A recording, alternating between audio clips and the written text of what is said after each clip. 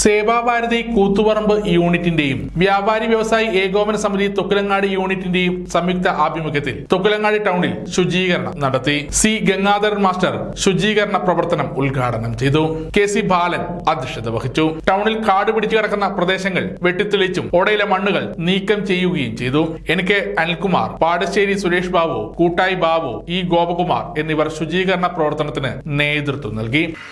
September 17 മുതൽ October 2 വരെ നടത്തുന്ന ഈ സേവന വാരാചരണത്തിൻ്റെ ഭാഗമായിട്ട് ഇവിടെ കൂടിച്ചേർന്നിരിക്കുകയാണ്. കേന്ദ്ര ഗവൺമെൻറ്റിൻ്റെ കീഴിലുള്ള സ്വച്ഛതാ മിഷൻ്റെ ആഭിമുഖ്യത്തിൽ സ്വച്ഛതാ ഹി സേവ എന്നുള്ള പദ്ധതിക്ക് വേണ്ടി ഇന്ന് നമ്മളിവിടെ തൊക്കിലങ്ങാടി ടൗൺ ശുചീകരിക്കുകയാണ്.